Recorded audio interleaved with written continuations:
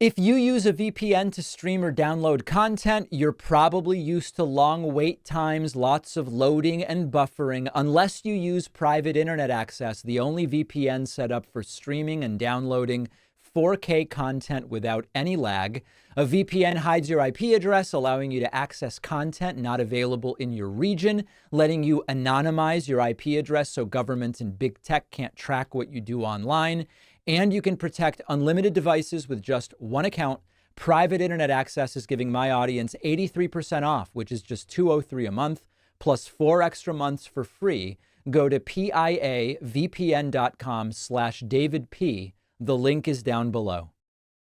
Well, we start today with some tragic news. You know, those of us in the pro-choice, pro-bodily autonomy, get Trump out of the room with you and a doctor movement. We've been saying for years, warning for years, women will die thanks to the Roe v. Wade repeal and the impacts in states and bans on abortion that have been passed at the state level. States slowly passing bans after the overturning of Roe v. Wade, thanks to the 3 Supreme Court justices that Donald Trump selected. This is now starting to happen.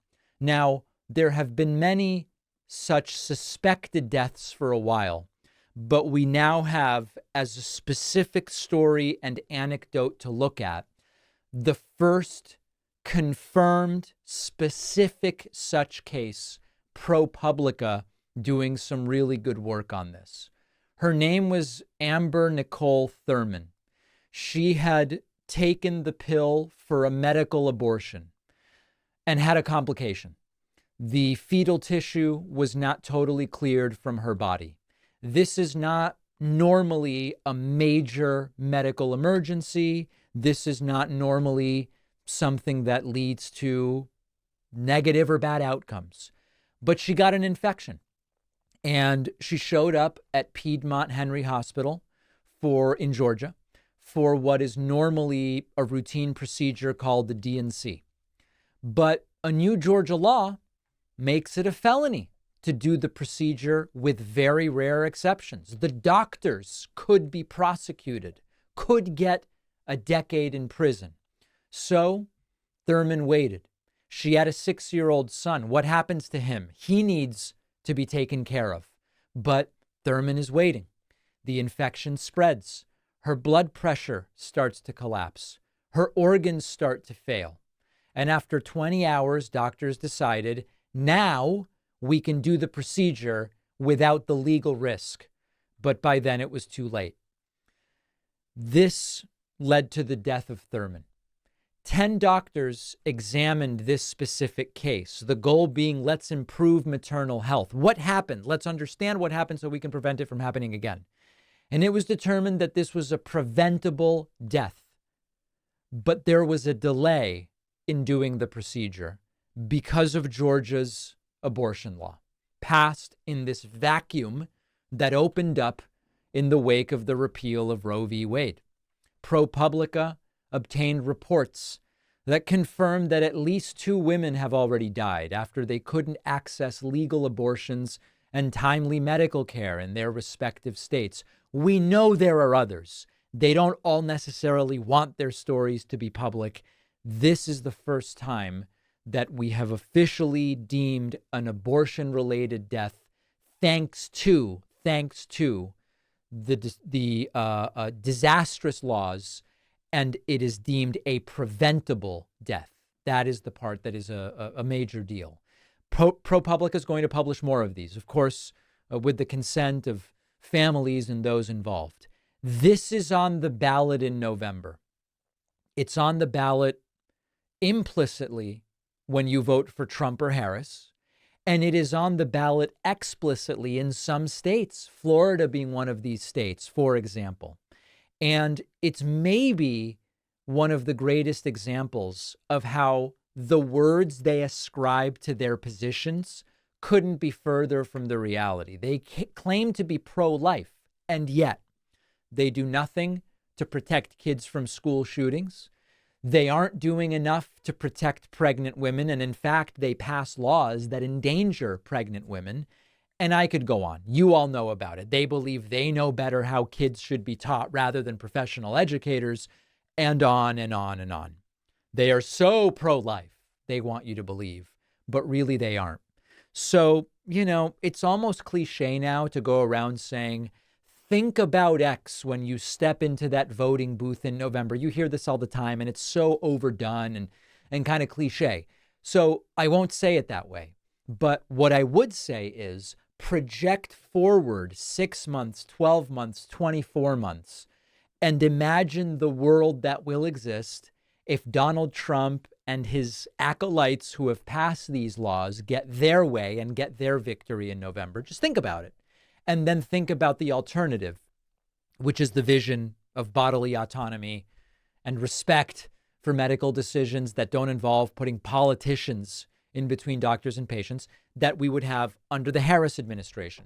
Just think about it and vote whatever you are comfortable with. Kamala Harris spoke before the National Association of Black Journalists. She answered questions. She didn't use any racial slurs. It was jarring. She didn't tell any stories of someone becoming black or whatever the case may be. And Kamala Harris accomplished two important things at this event. Number one, she sat and answered questions, which MAGA has insisted she won't do, even though she's done it a little bit. She should do it more, I agree. But she did something that they've been saying she doesn't do. And she once again presented an incredible contrast to what we saw when Trump sat down with the NABJ. As a reminder, here's the disastrous moment from Trump's NABJ interview when he said the following about Kamala Harris's race. She was always of Indian heritage, and she was only promoting Indian heritage. I didn't know she was black until a number of years ago when she happened to turn black, and now she wants to be known as black. So I don't know, is she Indian or is she black? She has always identified as a black woman. She went to a historically black college. I respect either one, but she obviously doesn't, because she was Indian all the way, and then all of a sudden she made a turn, and she became a black person. Just to be clear, sir, do you believe that I think somebody should look into that, too, when you ask continue in a very hostile, nasty tone. It's a direct question, sir. Do you believe that Vice President Kamala Harris is a DEI hire, as some Republicans really don't have know. said? I mean, I really don't know. Could be. There are some, and there are plenty. She became black, as he likes to say. So that was Trump with the NABJ. For contrast, here's Kamala Harris explaining why she believes the economy is in better shape now than it was 4 years ago. You'll notice she doesn't talk about the crash of 1929. She doesn't use the words Marxist, socialist, fascist, and communist as slurs. She doesn't weigh in on the changing ethnicity or race of other people. She just kind of soberly explains her view of why she thinks the economy is doing better now than when she and Biden took over. Voters are better off now than they were 4 years ago. Are they better off now than they were 4 years ago? So when we came into, well, first of all, let me just say it is good to be with the National Association of Black Journalists, and I thank you for the work you do and that your members do every day. It is very important that we ensure that this organization and your members always have the resources and the platforms to deliver the voices that must be heard. So I thank you for hosting me today. 4 years ago, when we came in during the worst unemployment since the Great Depression. We came in during the worst public health epidemic in centuries. We came in after the worst attack on our democracy since the Civil War. And a lot of it due in large part to the mismanagement by the former president as it relates to COVID and obviously January 6th. And we had then a lot of work to do to clean up a mess. As of today, we have created over 16 million new jobs, over 800,000 new manufacturing jobs. We have the lowest Black unemployment rate in generations. We have invested in small businesses, and they're to the benefit of many people, but including Black small businesses, some of the highest rate of creation of new Black small businesses in years. We have done the work of capping the cost of prescription medication for our seniors for issues like insulin. And again, I'm speaking to the Black journalists who care about all people, but in particular, I'll talk about the impact on Black people, where we know Black folks are 60% more likely to be diagnosed with diabetes. And we have now finally capped the cost of insulin for our seniors at $35 a month. So listen, right-wing pundits continue to say, oh, she can't answer questions, she's inarticulate, she can't express herself clearly. Trump can't even coherently explain how a tariff works. Now, you don't have to agree with Kamala Harris that the situation is as she describes it. I would ask of you, find contradictory data, but you don't have to agree with that. Or you could say, I don't agree with the philosophy that she's espousing here for how the economy should be approached. But she's very clearly explaining in coherent terms. I mean, how low is the bar with Trump that this we say, I don't know, she's explaining her views very clearly. And of course, she didn't accuse anybody of changing their race. She didn't use any slurs. She didn't attack the interviewers. The topic of the story of supposed undocumented Haitian migrants supposedly eating cats and supposedly eating dogs in Springfield, Ohio, did come up during this interview.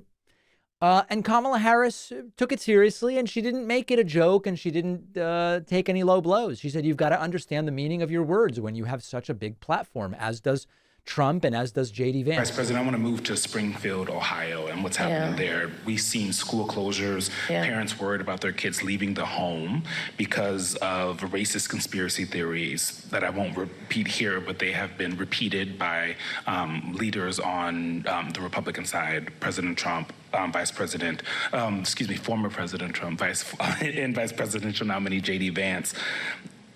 From your perspective, is this just a case of irredeemable racism that can't be mitigated by any rational action, or is this a situation in which a federal response could help this community heal? There's a question of resources and... Well, no, I'll let you finish and then I'll speak. No, please. It's a crying shame. I mean, my heart breaks for this community. You know, there were children, elementary school children, who it was school photo day. You remember what that's like? Going to school on picture day? Who were dressed up in their best, got all ready, knew what they were going to wear the night before, and had to be evacuated. Children. A whole community put in fear. And I'll say a couple things about it. One, I learned a long time ago in my career, having a background as a prosecutor, when you have these positions, when you have that kind of microphone in front of you, you really ought to understand at a very deep level how much your words have meaning. I learned at a very young stage of my career that the meaning of my words could impact whether somebody was free or in prison. Taking the issue extraordinarily seriously, showing what's at stake, and really, she touched on the economy coherently. She touches on the Springfield, Ohio cats and dogs fiasco clearly. The topic of I guess we would call them anti-abortion deaths. I don't even know what we call them. Deaths due to abortion bans. She brought that issue up during this interview. Understand what is happening in our country. Over 20 states have passed what I call Trump abortion bans because I understand how we got here. Yep. The former president handpicked 3 members of the United States Supreme Court with the intention they would undo the protections of Roe v. Wade. They did as he intended, and in state after state, laws have been passed criminalizing healthcare providers. I don't know if anyone here has heard most recently the stories out of Georgia. Mm-hmm. Tragic story about a young woman who died because it appears The people who should have given her health care were afraid they'd be criminalized. Yet again, speaking empathetically about the critical issues facing voters in November. Kamala Harris addressed Republicans who mock her for how she laughs. Before we conclude, Madam Vice President, the joyful warrior has been used to describe your campaign. You didn't see that just a minute ago, though. Okay, I'm back to my joyful part. And your opponent and Republicans have at times weaponized you laughing in campaign ads, for example. Why is joy important to you to insert into this election? And what do you make of Republicans using that as a way to suggest that you're not a serious candidate? Well, sometimes I think, and I'll say to whoever the young people are who are watching this, there are some times when your adversaries will try and turn your strength into a weakness. Don't you let them. Don't you let them. I find joy in the American people. I find joy and optimism in what I see to be our future and our ability to invest in it. I find joy in the ambition of the people. I find joy in the dreams of the people. I find joy in building community. And finally, Kamala Harris explaining she spoke to Trump after yet another failed assassination attempt against him. Completely normal reaction she seems to have had. Have you spoken to him? I have.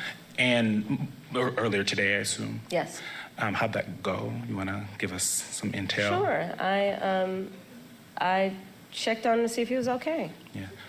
And I told him what I have said publicly. There's no place for political violence in our country. I am in this election and this race for many reasons, including to fight for our democracy. And in a democracy, there is no place for political violence. We can and should have healthy debates and discussion and disagreements, but not resort to violence to resolve those issues. So, is MAGA now satisfied that Kamala Harris has done a major television interview or two and has now sat with the NABJ, which Trump did previously, and they said, oh, Kamala Harris won't even sit with them. She now did. Are they now satisfied? No, they're not. They're not satisfied because she used a voice that they said was an affected voice. The other line is, well, she got far easier questions from the journalists than got Donald Trump. Well, one of the differences was that she didn't react to the questions by calling people nasty.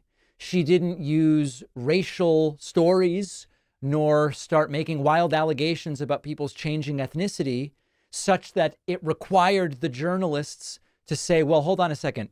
What on earth are you talking about? So remember, they will never be satisfied. I don't personally think that your average American, Stacy the teacher in Arizona, Josh the nurse in Wisconsin, Peter the auto parts worker in Detroit, I don't think they're really paying attention day to day to whether these candidates speak to the NABJ because they're busy working and living their lives, and they're going to vote for whoever they believe presents the most realistic and positive vision, economically in particular, but also in other ways for the country in November. But to the extent that people are paying attention to what Trump says to the NABJ and what Kamala Harris says to the NABJ, it's hard to watch this and say, ooh, she sounds incompetent. Very difficult, particularly when viewed in contrast to Donald Trump's appearance before that very same group. Let me know your thoughts. info@davidpakman.com. Make sure you're subscribed on YouTube, youtube.com/The David Pakman Show. Did you know there is only one VPN fully optimized for streaming 4K video and downloading large files? That's our sponsor, Private Internet Access. A VPN hides your IP address, allows you to make it look like your device is anywhere in the world. So this lets you stream content on Netflix and Hulu and HBO Max, not normally available in your home country. For instance, the show Friends is not available on Netflix in the US, But when I change my IP address to the UK, I can watch Friends on Netflix and a ton of other awesome content I would otherwise miss out on without lag and without buffering. Private internet access is also faster than other VPNs for file sharing, so you can download anonymously, but without the long wait times. Anyone can use private internet access. Just turn it on once and forget about it. No special knowledge required. And you can use it on all of your devices, TV, phone, tablet, computer. Private internet access is giving my audience 83% off, which comes out to just $203 a month, plus 4 extra months for free. Go to piavpn.com/DavidP. The link is in the description. The David Pakman Show continues to be supported directly by our audience. You know, people write to me all the time and they say, David, sir, please, how can we support you? That's not true. I've never gotten such an email. But I do get people who say, you know, you are able to be supported on all these different platforms. What's the best way? The best way is always to go direct to the source. Different platforms take 10, 20, 30, sometimes even 40% of every dollar. When you sign up on my website, joinpakman.com, it's 2.9% to process the credit or debit card, and everything else stays here. So it goes to salaries, health insurance, connectivity, etc. So I really appreciate the hundreds of folks who have started new subscriptions this month. You can join them at joinpakman.com, and you can use the coupon code SAVEDEMOCRACY24 for a respectable discount off of the cost of a membership. J.D. Vance claims that there are massive dumps of immigrants coming in from Haitia. Now, if you're wondering what the hell is Haitia, I'm wondering the exact same thing. Take a listen to what J.D. Oh, you can't write this stuff. Take a listen to J.D. speaking in Michigan. Over the last few years, 20,000 migrants, primarily from Haitia, have been dropped into Springfield, Ohio. They're coming from Haitia. Haitia. If President Biden mistakenly called Haiti Haitia once, it would have been the subject of hundreds of right-wing media stories and dozens of stories in the New York Times, etc. But J.D. Vance goes, I don't know, they're dumping in from Haitia. Silence. Now, J.D. Vance did not only make up words during this event, he also said things that don't make any sense, including lashing out at reporters. Take a listen to this. What's even more disgraceful than the policy is the effort to silence the residents of Springfield. I've seen this from the American media, a lot of people who pretend to be fair journalists. You know what they've been saying? For the last few days, Springfield has been experiencing an unbelievable number, something like 35, 40 bomb threats in Springfield in just the last few days. And you know what the governor of Ohio came out yesterday and said? Every single one of those bomb threats was a hoax, and all of those bomb threats came from foreign countries.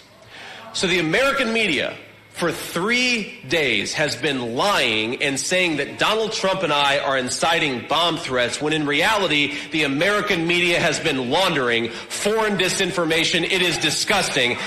You know, first... Oh, how do you unpack this stuff? First of all, the governor of Ohio did not say that every single bomb threat was coming from foreign countries, but did say that some appeared to be coming from foreign countries. Of course, they might appear to come from foreign countries because of the technology that's being used. And in fact, that's not actually the case. But why does it, it's not mutually exclusive that Trump and Vance could be responsible for the bomb threats and that they come from foreign countries. They're not mutually exclusive things. Also, are bomb threats no big deal unless there's a real bomb? Like the fact that school is disrupted on picture day, on all these different things, is the fact that the kids are terrified. Does it not matter because there wasn't really a bomb in the school? It's really, really strange. Now, speaking of strange moments, At one point, J.D. Vance sort of challenged a would-be assassin to come in and try to take him out because he's there in Michigan with 500 patriots. By the way, with close to 500 patriots in the state of Michigan in this building right now and outside, I'd like to see an assassin try to come in this room. They come to the wrong place if you try to walk into this place right now. Oh, okay. And why are you even bringing that up? Really, really odd. And then finally, J.D. Vance makes the very odd claim that if Kamala Harris becomes president, we're going down the path to slavery. He says this as he continues to insist that we need to tone down the divisive rhetoric in this country. That is not a path to prosperity. That is a path to slavery, and it's what Kamala Harris has been doing for 3.5 years. Man, he is really just not good at this. You almost start to feel bad for him, except then you remember the untold damage that he and Donald Trump would do if they were to be president and vice president of this country for 4 years. And you also have to understand from an actuarial standpoint, based on how long people tend to live, that there is a really good chance that if you vote Trump, you are voting for an eventual President J.D. Vance. And that should terrify anybody who has a brain. And a brain, as Donald Trump likes to say. J.D. Vance is terrible at this, and he's not getting any better. You know, I'm going to do something special for you today. I am not going to play any clips of Donald Trump speaking at yesterday's rally in Flint, Michigan. I'm not going to do it. You know why? Because he gave the same damn speech he's been giving day after day after day. And I have something actually much scarier to show you. If you think Trump's speeches with his dictatorial wet dreams and ambitions are scary, then I have something far scarier for you today. I'm going to play for you clips of interviews that were done with attendees at Donald Trump's rally yesterday. I don't know why. I think it's because Trump was running particularly late. We have far more material from right-wing broadcaster, Right Side Broadcasting Network. And we have everything from very serious cognitive failure, mental illness, and just people completely emotionally unstable, sobbing for no reason. Nothing wrong with crying. Crying in these environments, I think you will see, is a very acute sign of emotional dysregulation. Here is a gentleman, and I'm using that term very loosely. Here is a gentleman at Donald Trump's rally asked why he's there. The answer leaves a lot to be desired. How about you, sir?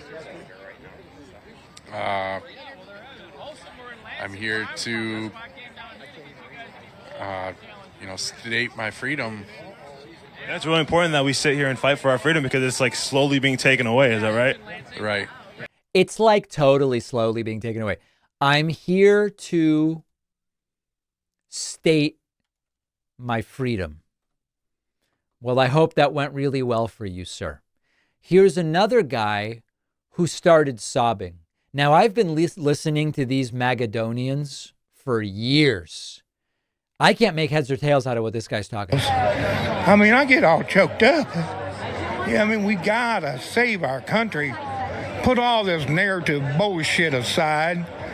Work on facts. There used to be a show called Dragnet, and they would say, ma'am, just the facts, please. And I brought facts to you. I want you to publish them. Everybody. We can't have that one payer pays all. We finally found the guy who goes up to Trump with tears in his eyes and says, sir, we need you. We need you. We finally found the guy. This is the guy. What on earth is happening to this country? What, or country, as that gentleman said. Here's a woman at a Trump town hall rally event who says the litter boxes in schools are really scaring the children. Can't even protect them at school. Everybody's against you. These kids are terrified. They have more put into litter boxes in the bathrooms and everything else instead of like teaching our kids. Right. We have no future without our children, and we need to protect them. We should be praising God that metabolizing food and breathing are involuntary actions, or these people would be dead if it depended on doing it on purpose. The litter box story is totally fake. Completely fake, made up story. What can you say? Here's a gentleman at the Trump event who says his business used to do so well. It was down under Barack Obama. It was back to being great under Donald Trump, but it'll be out of business if President Kamala Harris becomes a reality. Business. It had been ran for 60, 70 some years. And it was rough through the Obama presidency, but I cut my prices and I did a lot of extra work to be able to bring in the money. And then when Trump got into office, my $100 jobs turned into $200 jobs.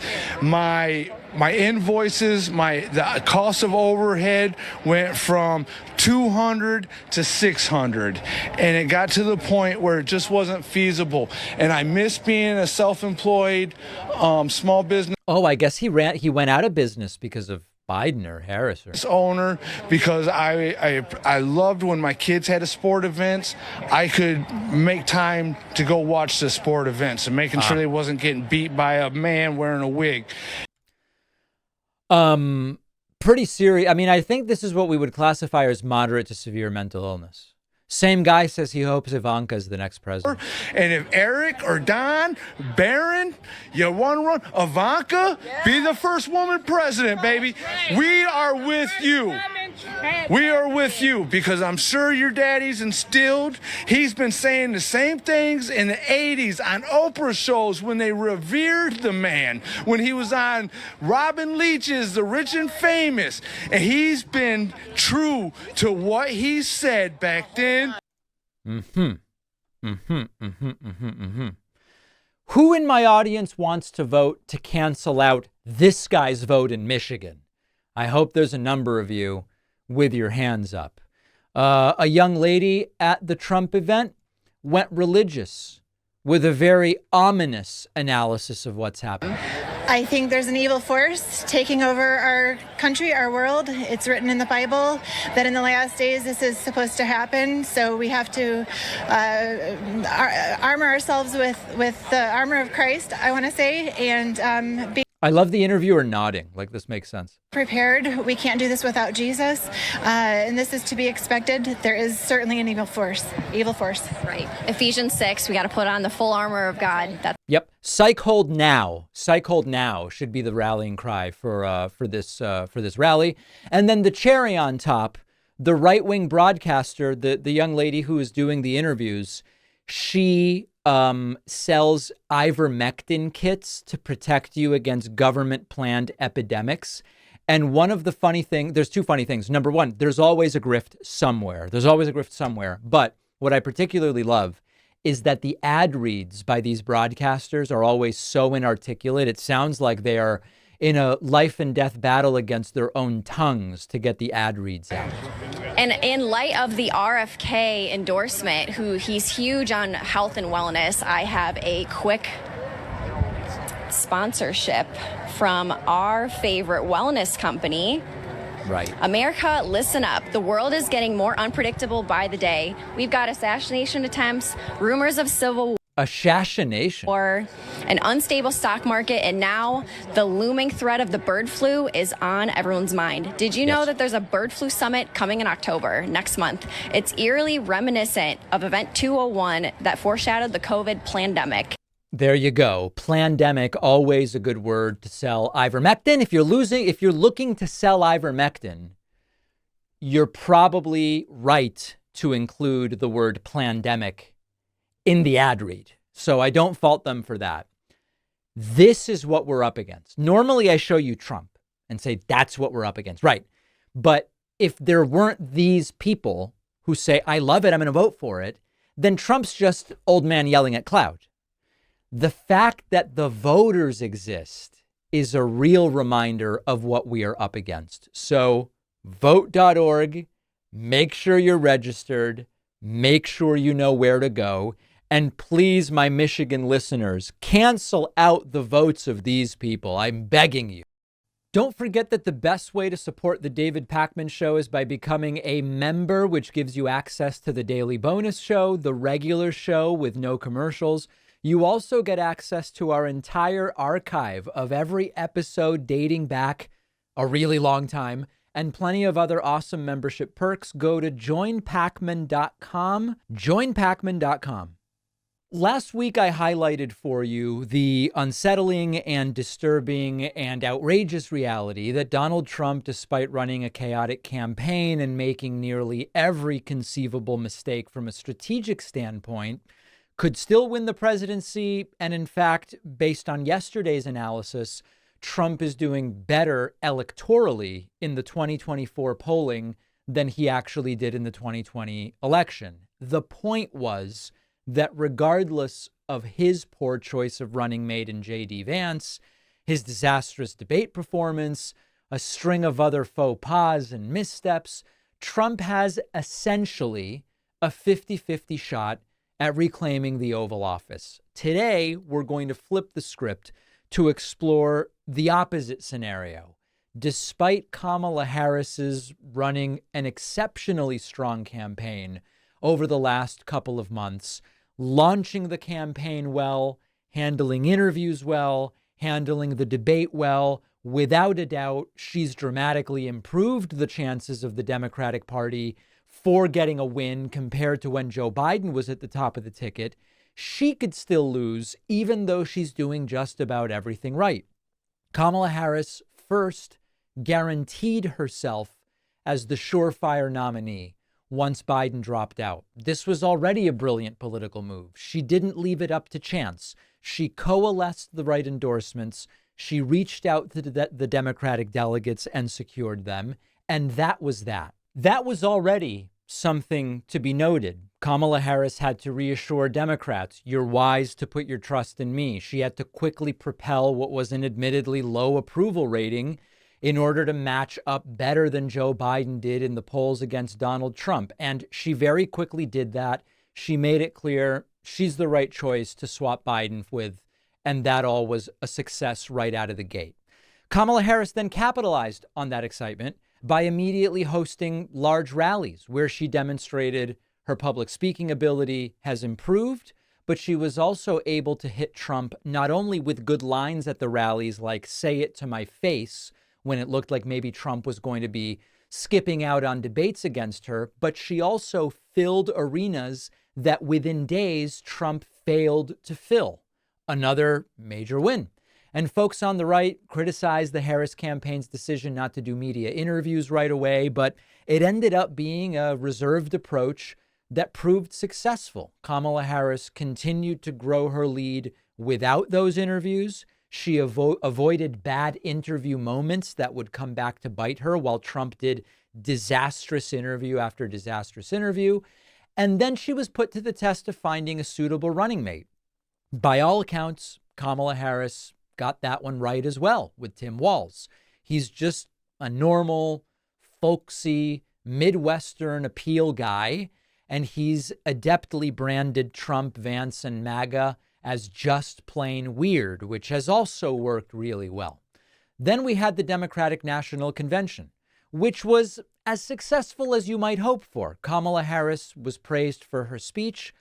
Fundraising poured in. She raised $540 million since the start of the campaign, which is sizable, so much so that she has money to give to candidates down ballot to help Democrats in the House and Senate. And then, of course, there's last week's debate, where Kamala Harris, by every serious account, was the victor, unless you ask the Trump cultists. But they're not reachable anyway, so who cares? She was confident. She seemed knowledgeable and in command. She looked like the only adult on stage, and it was sort of the right balance of here's what I would do, here's what I believe. And also, can you believe the stuff that Donald Trump is saying? She even goaded Trump into getting angry and going off into these wild tirades. And ultimately, the result was yet another bump in the polls, a wounded Trump, a triggered MAGA, and a Republican Party left searching for evidence of Haitian immigrants eating cats and dogs in Springfield, Ohio, which is not where you want to be with 50 days left until the presidential election. All of that gets us to today. When we look at the national race, as we've been doing, Kamala Harris has been consistently outpolling Trump. ABC Ipsos, Yahoo News, Data for Progress, Tip polls have all come out after the debate. They show Kamala Harris with a 4-point lead nationally. Reuters Ipsos has her up 5. Morning Consult actually had a +6. So by all accounts, Kamala Harris is doing everything right in this campaign.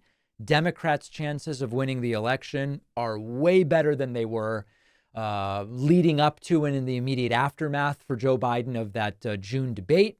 And yet, and I know you know where I'm going with this, she could easily lose and we could get 4 more years of Donald Trump. I've shown you the paths to the White House many times for these two candidates. If Donald Trump is able to take back Arizona and Georgia, which are two traditionally Republican states, while defending North Carolina from being flipped, he only needs one of the 3 Rust Belt states, Wisconsin, Michigan, or Pennsylvania, to get the 270 electoral votes that he needs. Now, it is true that Kamala Harris has opened up more paths to victory when she became the nominee than Joe Biden had. In fact, Joe Biden lacked some of the paths to victory that Kamala Harris is now looking at.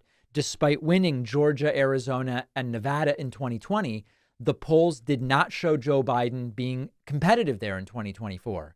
Winning North Carolina was not even a conversation for Joe Biden. Now all 4 of those states are essentially toss-ups. So Kamala's multiple paths to victory are unquestionably better than Joe Biden's one and realistically only path to victory. For Biden, winning was going to require holding the blue wall in Wisconsin, Michigan, and Pennsylvania in order to get the 270 electoral votes that he needs. Now, though that was essentially his only path, and it would barely get him over the threshold, it's still a viable path. Polling in those states was even sort of up until Biden's poor debate performance, and then it all started looking pretty unlikely. So one might expect that Kamala Harris creating these new paths to victory means she's got the Rust Belt states in the bag, or at least she's a heavy favorite there, a 5, 6, 7-point lead, because if it was close with Biden, Harris's national polling has improved. It must have improved in the Rust Belt, right? Wrong. Instead, the Real Clear Politics average has all of those states essentially tied. Kamala up by 1.2 in Wisconsin, 0.7 in Michigan, down a little bit in Pennsylvania. With those numbers, it's easy to see how Trump could pick up one of those states and secure the White House. There are some forecast models that have Kamala Harris as the favorite, the 538 model. The Vegas odds point to Kamala Harris. On the other hand, election forecaster Nate Silver made news last week when he said his current forecast gives Trump a 64% chance of winning the Electoral College, while Kamala Harris has just a 35% chance. Now, there's no doubt that Silver has been criticized for his model. It gives Trump the most positive outlook of any.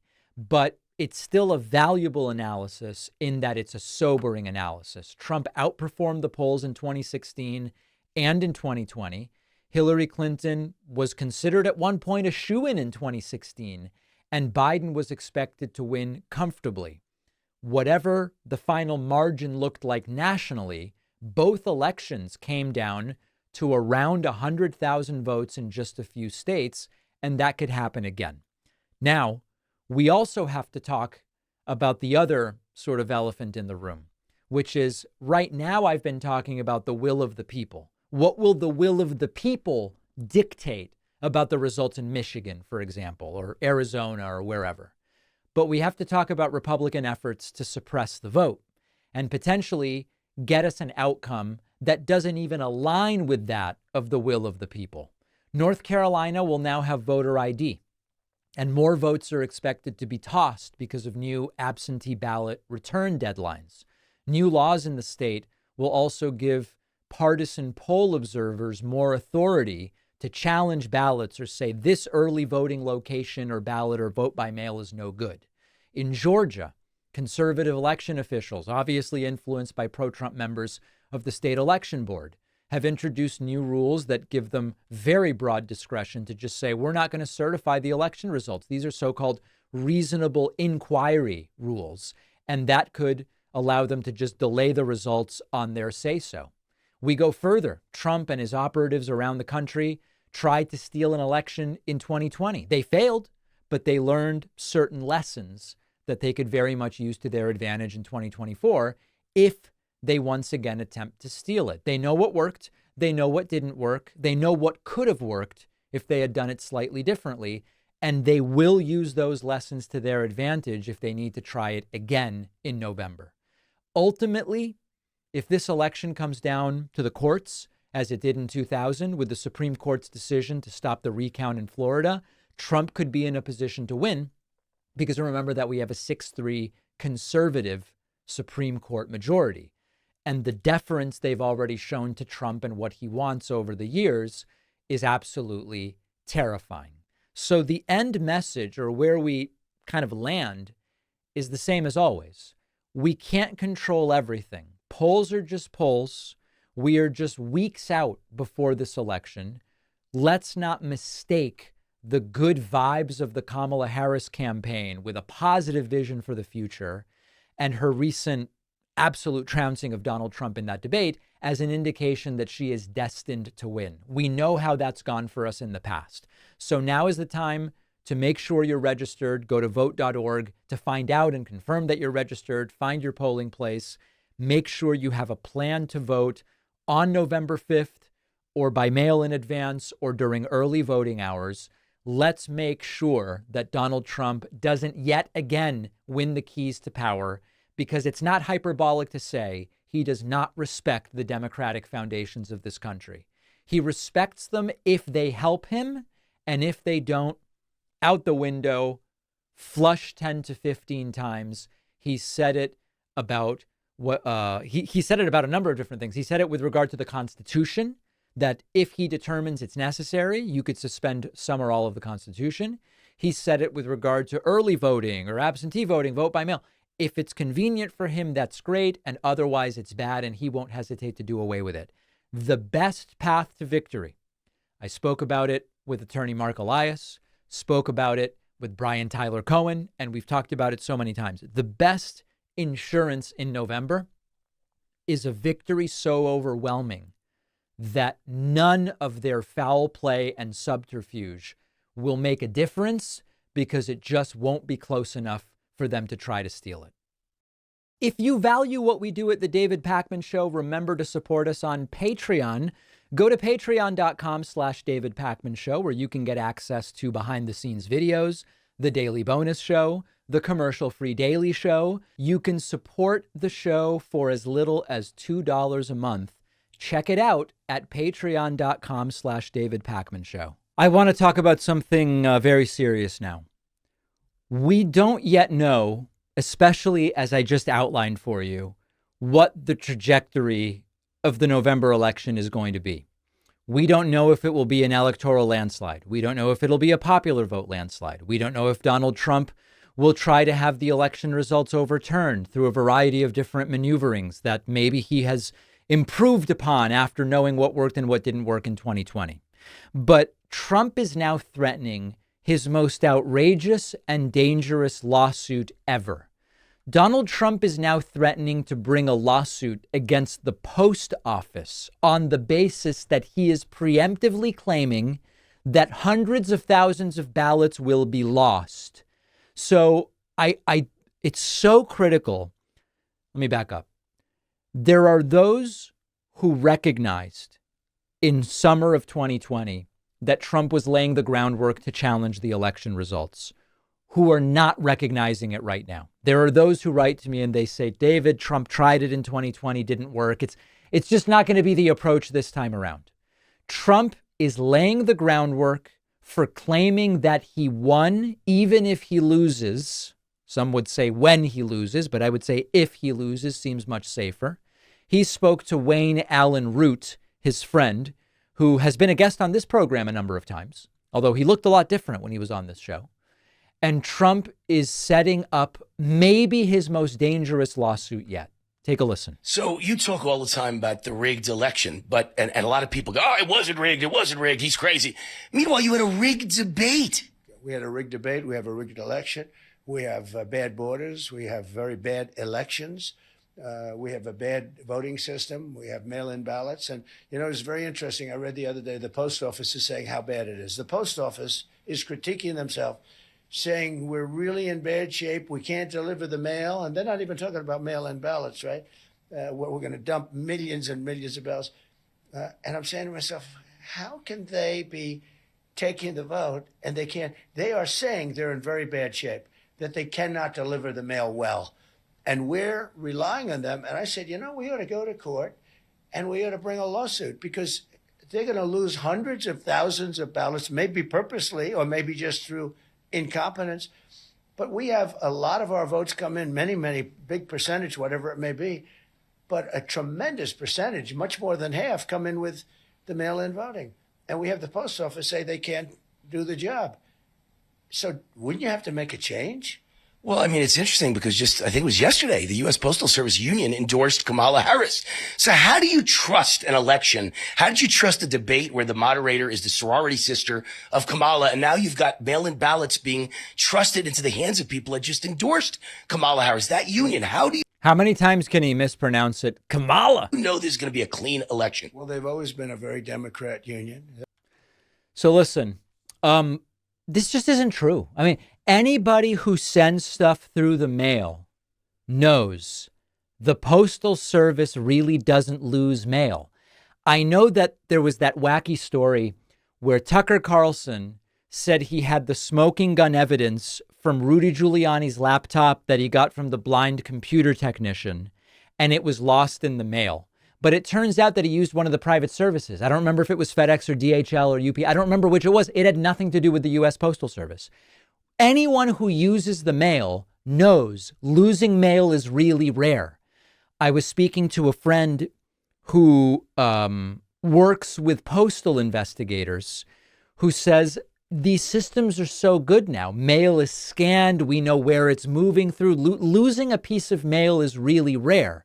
And even more so, the Postal Service has special handling for ballots. They prioritize campaign mail that wasn't delivered or misplaced or returned, or there's a mistaken address or whatever the case may be. The Postal Service, despite Republican attempts to make it terrible, and over time, sometimes they've succeeded in slowing down the mail, despite their very own attempts. It is very rare to lose mail in the United States. During this same whacked interview, Trump praised former Senator Snoop Jackson. It happens to be Scoop Jackson. Carter said that he had the Carter Commission, right, where they had some pretty good people, I think Snoop Jackson and some other. Snoop Jackson. Okay, it was Scoop Jackson. So just another little detail. Laying the groundwork to challenge the results. Very dangerous.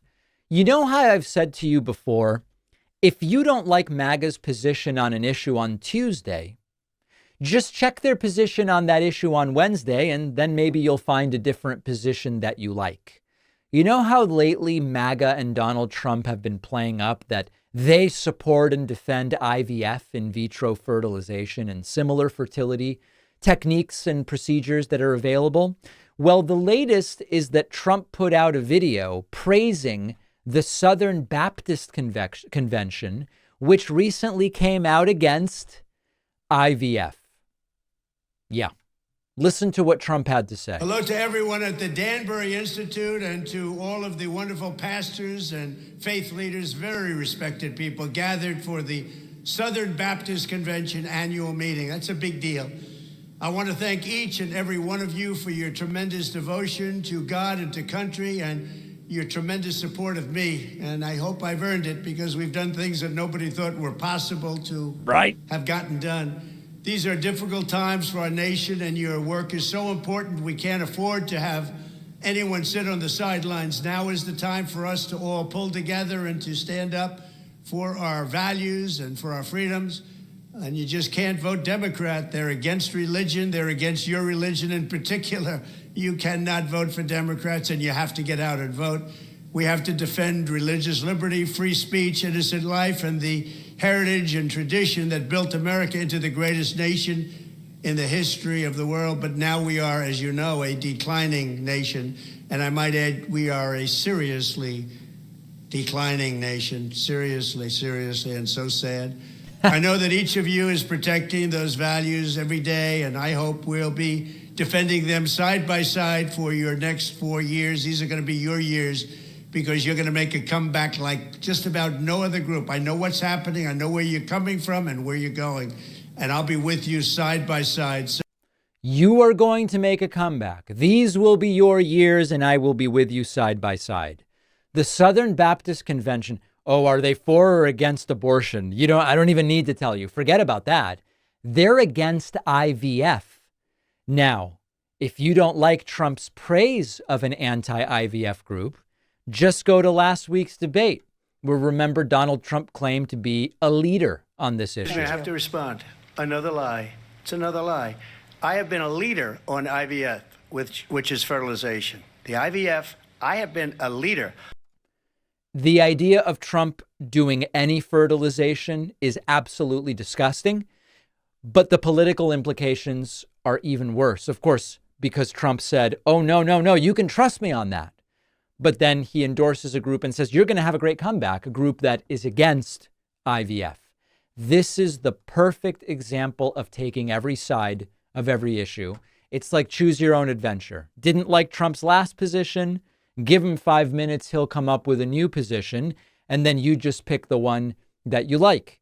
If you don't necessarily acknowledge the seriousness of this as an issue, here are Republicans voting to block the Right to IVF Act. On this vote, the yeas are 51, the nays are 44. 3/5 of the senators duly chosen and sworn not having voted in the affirmative. The motion upon reconsideration is not agreed to. Not agreed to. The Right to IVF Act blocked by Republicans in the United States Senate. At the top of the show, and I want to go back to what we started with today, we've now learned that when you start playing politics with medicine, people die. And we learned about this young woman who received delayed treatment, significantly delayed treatment, because of the fear among doctors in Georgia that they could spend a decade in prison thanks to Georgia's anti-abortion laws. And now she's dead. And ProPublica is going to go public with more of these stories. So when they start playing these games, I'm the best on fertilization, or I actually support anti-IVF groups. Everybody wanted Roe v. Wade repealed. I did it, Trump has gleefully said many times. They see it as politics. How can I win? How can I get power? How can I stay out of prison if you're Trump? But it has extraordinarily real and tragic consequences. Something to think about. Something to think about as you start filling out your absentee ballots or when you go and vote in November.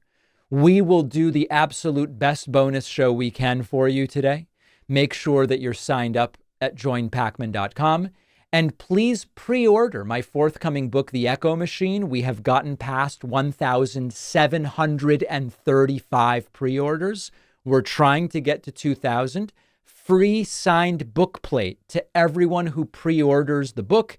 Just hang on to your receipt. I'll tell you how to avail yourself of that.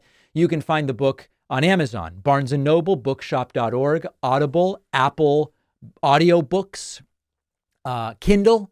Anywhere that physical books, audiobooks, or ebooks are sold. You can also call, I'm told, any independent bookstore, and they can order the book for you from Beacon Press. You'll get it on the same day that everybody else gets it. If you order on Amazon or wherever, your independent bookstore you can support, tell them, please order The Echo Machine by David Pakman for me. And I'll say more about the free goodies that are upcoming and so many other things. davidpakman.com/echo for more information. We will see you on the bonus show. I will very soon be telling you what the event over at the White House for Hispanic Heritage Month is like, which I've been invited to. And bonus show, new show, all of the stuff. We are here all week.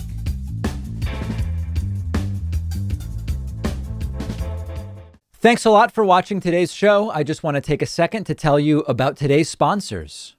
If you use a VPN to stream or download content, you're probably used to long wait times, lots of loading and buffering. Unless you use private internet access, the only VPN set up for streaming and downloading 4K content without any lag. A VPN hides your IP address, allowing you to access content not available in your region, letting you anonymize your IP address so governments and big tech can't track what you do online. And you can protect unlimited devices with just one account. Private internet access is giving my audience 83% off, which is just $203 a month, plus 4 extra months for free. Go to piavpn.com/DavidP. The link is down below.